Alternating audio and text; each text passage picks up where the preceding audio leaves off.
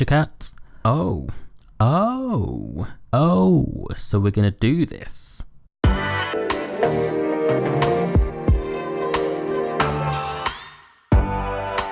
Hey guys, welcome back to my channel where I discuss all things music related. If you like the sound of that, please smash the subscribe button so we can continue the conversation down below and kiki in the comments. So today's video is going to be discussing Doja Cat's latest release, Hot Pink. Now previously I'd always thought of Doja Cat as more of an internet celebrity, someone who can sing and rap, but she isn't necessarily an artist, if that makes sense. Now I'd first heard of Doja Cat back in 2014 when she released her Per EP, and there were a couple of songs off there that really caught my attention. Nothing fantastic, but you know, they did catch my attention. And then she released a full project called, I think it's Amala, I think that's how you say it, in 2018, and that was actually re-released in 2019 as well. So I was aware that she'd obviously dropped some singles. Some of them had gained quite a lot of popularity, such as Moo, that got some attention, I think because it was such a quirky and different video and people were a little bit confused by what was going on. And then she also featured obviously with Rico Nasty on the single Tia Tamera, which really kind of blew up from a persona point of view, and people started to really notice who she was. Obviously it paid homage to Sister Sister, the 90s TV show, and also Tia and Tamera Mowry as well. But I never really saw her as a strong contender in the rap game until I heard Hot Pink, if I'm honest. To me, Hot Pink is bold, it's confident, it's unapologetic, and it's really raw in some places as well. It sounds really fresh against today's rap and hip hop artists. When you look at some of her contemporaries such as Nicki Minaj, Cardi B, Cash Doll, Rhapsody, you know, those girls do their own thing. You know, it feels to me like Doja Cat's kind of creating her own lane based on kind of what I'm hearing. A lot of her contemporaries spit mainly about gang life, pussy popping, you know, fucking your man. Whereas Doja Cat is more about self-confidence and self-love, and whilst that may not necessarily be immediately visible from first impressions, when you start to dig a bit deeper in terms of the visuals and kind of the message behind her songs, that really just starts to come through. And that kind of message of self-empowerment is something that I've seen quite a lot in by a lot of female artists over the last few months, and that's something that I still will continue to see, I suppose. So let's start with the cover art, and that's what really drew my attention because I wasn't really aware that Doja Cat was releasing an album. I don't really follow her on social media, but I will look out for things as and when she drops them because she's quite creative and she's quite eye-catching. So I was, you know, looking out for kind of what she was going to drop next. So I saw the visual in terms of the art, and I really thought straight away Nicki Minaj, Pink Friday. That's what immediately popped into my head, but with a slight difference, you know. Both of them are obviously pink, very pink, but Doja Cat to me looks very pretty. She's very seductive. It's very sexual obviously, but in a more seductive way. It's not thottish, it's not kind of that hoe or anything like that. It is very seductive, and it really sets the scene for the music as well, because a lot of times what you'll see a naked girl on a cover, but actually when you listen to the music it doesn't always reflect that, whereas I feel that the music definitely reflects the cover. Looking through the actual album track list, I was obviously quite drawn to a few of the track names, and again, like I said, all of this fits into a very cohesive theme, which I'll get into towards the end of the video as well. So the opening track, which was called Cybersex, which I'm aware that Doja's also released the visuals for. Now with my commentary, I'm not really going to talk much about the visuals, I will slightly at the end, but my commentary is going to be mainly based on the tracks and on the production rather than the actual visuals. So the first track, like I said, was Cybersex that I listened to, and this track did not fail to deliver. You know, when you think of Cybersex, you think of quite a dirty song, quite provocative, quite raunchy, and that was definitely that from this, but also again in a playful way. I think Doja Cat's got a very playful manner about her, and again I'll get into that later on, but a lot of these songs don't necessarily take themselves too seriously, which is obviously how Doja comes across in some of her visuals as well. I also thought this was one of the strongest opening tracks by a female rap artist that I've heard in quite a long time. You know, the boom clap sound kind of punches through the speakers when you first click on the track, and Doja kind of opens with a very innocent sounding chorus, which she actually sings, but then she starts spitting, where she talks about playing with herself and playing until her fingers are cramped, popping like a Samsung. You know, there's a lot of innuendos and references throughout the song. Lyrics are very, very bold and to the point, but they are relevant and very socially aware. Like I said, it's a very strong track opening. I added it to my collection instantly, and it kind of led me to check out the rest of the album, because what I tend to do, I'll always skip over intros. You guys know that if you listen to me for quite some time, I don't listen to intros or outros or interludes. I just feel as though they're a bit of a waste of time. So normally when I first hear the main track from an album, if it catches my ear, then I will definitely check out the rest of the work, and that's clearly what I did in this case. The next track that really caught my attention was Rules. Now, this has a very, very different vibe to Cybersex. And again, that's a theme that we see pretty much throughout this whole album. You know, each track will bring something different to the project, but it still feels very cohesive and in line with Doja's personality, but also in line with the album itself as well. So Doja has kind of like a Kendrick Lamar-esque sound on this song. She really switches up her flow and kind of showcases her skills as a rapper. And I like when rappers show different sides of themselves on one album. You know, they switch up their flow and their lyrics and what they talk about. Again, I really like the kind of Western theme that she went for in the video, and again, her videos are very, very cinematic. It almost has a bit of a Quentin Tarantino-esque vibe to this video as well, which I really like. In terms of the track itself, really good. Again, Doja spitting about something different to just pussy popping. She's actually laying down the rules and kind of saying this is how it is. So I really like that track as well.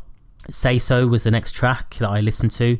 Really, really like this one as well. It's a little bit more poppy than the other two tracks that I've just talked about, but it just blends itself well with disco and funk. It's very, very radio friendly. Now, I didn't realise how nice Doja's backing vocals could be. Some of the artists that I listen to, whether it's male or female, have really, really good backing vocals, and this is where Doja really showcases those on this track. She's singing over a pop beat, which is really nice. Her lead vocals probably aren't as strong here, if I'm honest, but I think she carries the song really well. And the song, for me, instantly made me start wanting to dance without even realising it, just because of how it's so funky and the beat and she's singing. It's definitely one that I'll be playing for quite some time. And this song probably has a little bit more singing on it than some of the other tracks compared to her rapping, although she does rap on the track as well. Like That was the next song that I really liked. This one gives me really 2010 R&B vibes. Sounds very DJ Mustard, and I'm not sure if he's produced it. I probably should have checked that first, but it sounds very DJ Mustard. I think Chris Brown, Kid Ink, that kind of sound. But for me, obviously the main thing for this track was Gucci Mane. Everything that Gucci touches is fire, if I'm honest, and he doesn't really disappoint here. He blends really well with Doja on the track, and they blend well together. The song did feel a little bit short. That's probably my only criticism with this song. It kind of ended, and I felt as though maybe another rapper or even a singer towards the end for the kind of third verse would have gone really well here and kind of broken things up. But other than that, I thought it was a really good track. It is very 2010 R&B, which is a nice throwback. I mean, it's interesting how that sound, which was quite big at the time, does sound a little bit, I don't want to say dated, but it's definitely a throwback to that era and that time. I mean, we're almost in 2020 now, so we're talking some 10 years ago anyway. But it's just interesting to kind of hear how that sounds today as opposed to back then. Next song was Talk Dirty. Again, this one opens up fantastic backing vocals.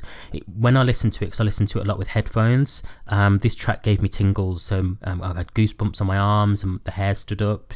I didn't really like this track at first, if I'm honest. I had to listen to it a good few times and it started to grow on me. So it's definitely a grower. Sounds a little bit different to what else is out there as well. A little bit Kanye West-ish. For those of you that know his work will kind of know what I mean. It's a little bit Kanye West. Really love the lyrics. Again, very confident, very bold, very, very in your face. But it sounds very effortless. And there are some artists who will, have very explicit lyrics, but it almost sounds quite forced or as if it's not really them. Whereas for Doja, it sounds very effortless. She's very, very sexual throughout this whole album, but like I said, it's very effortless. She doesn't sound like she's putting a persona on or she's doing it for attention or for clout. It sounds to me like it's very her, both through the lyrics but also through the visuals as well. Very, very comfortable in front of the camera. Very, very pretty girl, which again I'll talk about in a bit. This song for me is definitely a sex song. You put this on when you're gonna have sex or do whatever. This is one of those to add to that playlist. Next track was Addiction, which really caught my ear. This one again switches things up a little bit. It's a little bit more, leans more into pop, but almost the 80s kind of pop synth bass.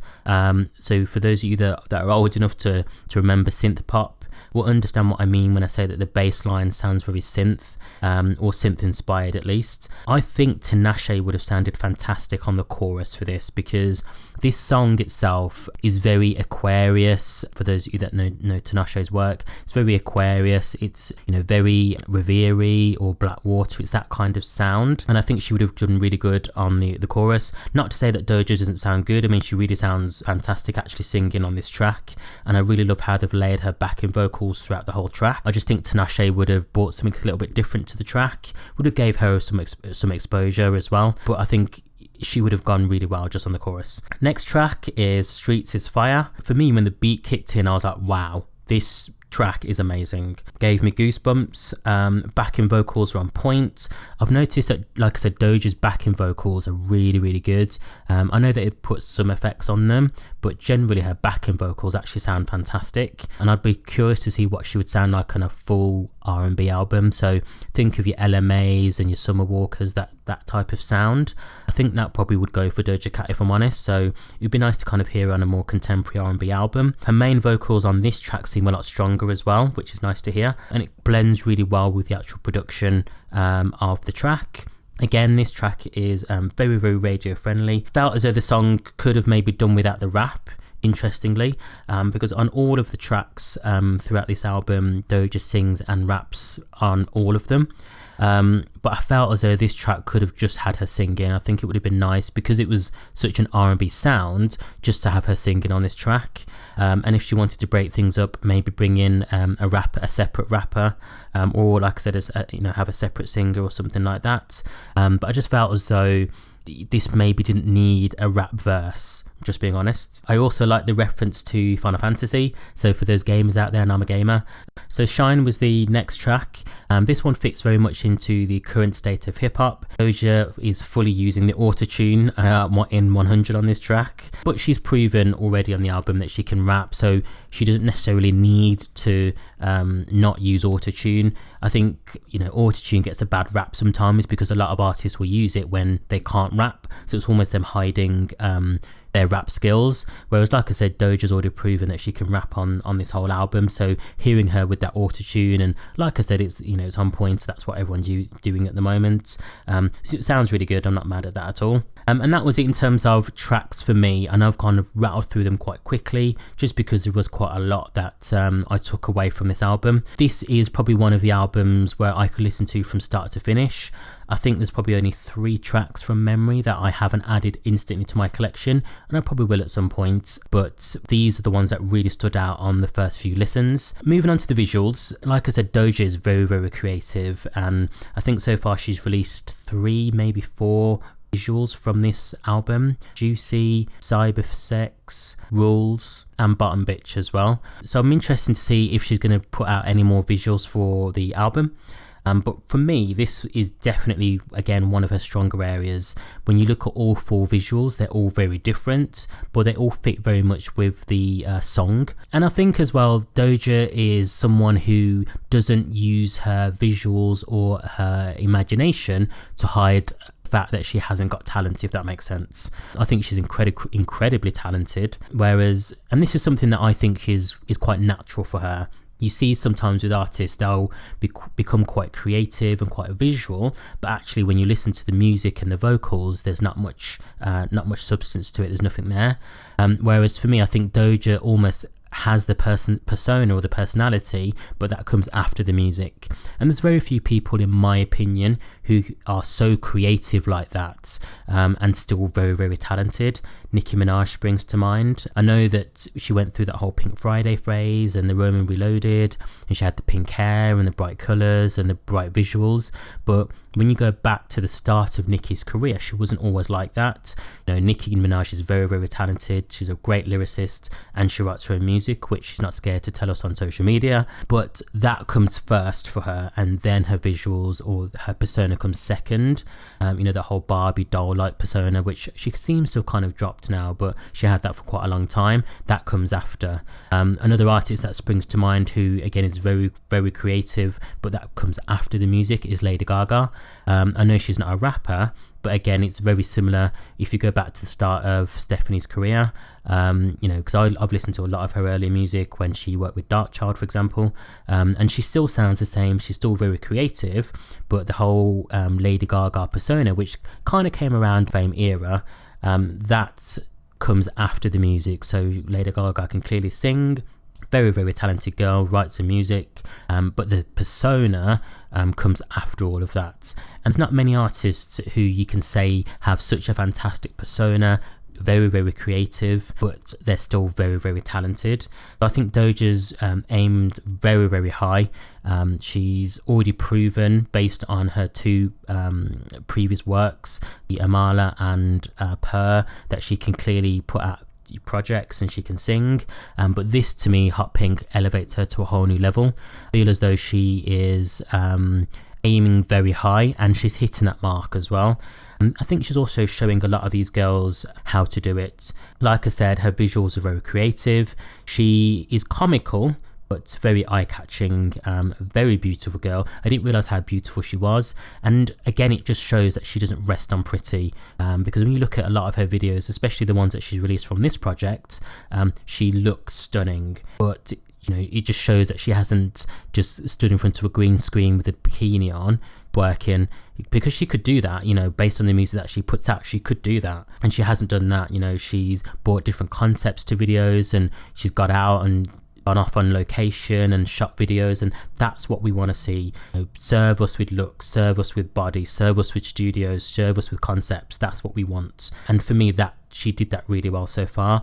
Really curious to see if she puts out any more visuals, like I said, for this project. I think it would go down really, really well. But yeah, overall, for me, I'm in love with this album. Probably one of my favourites so far this year, so really impressed with that. And like I said, it's one of the few albums that I can probably listen to from start to finish, and that isn't something that's very common for me at all. I think nowadays, artists probably have it a little bit more difficult because they have to put out a full body of work where every song can potentially be a single. Pre-2000, say, you could put out an album and you maybe have an album last for 18 months, because back then, the eras were quite a lot longer. You're talking 12 to 24 months.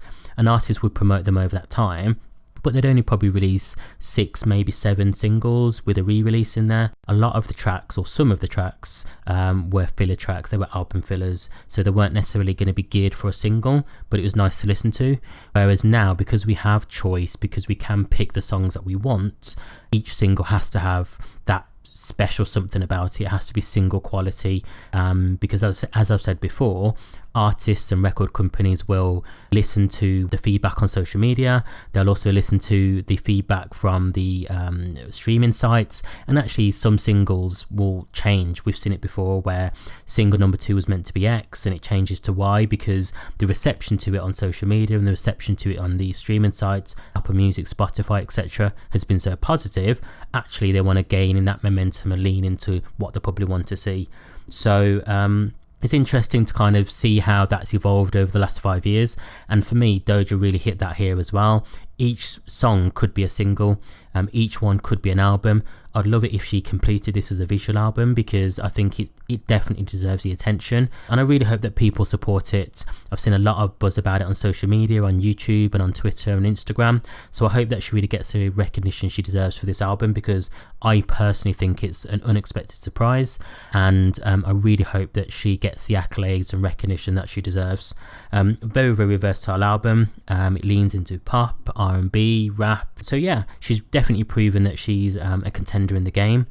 Is she the next rap queen? I don't think so, but I could be wrong. You know, she's definitely a contender going into the next decade, and we'll see how that pans out. So yeah, so that's my thoughts on Doja Cat Hot Pink.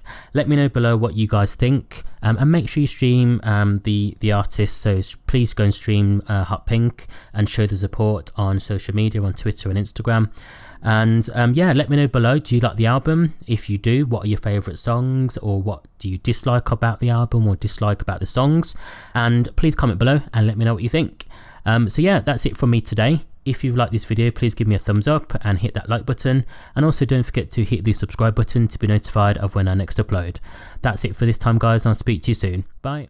I know that everybody's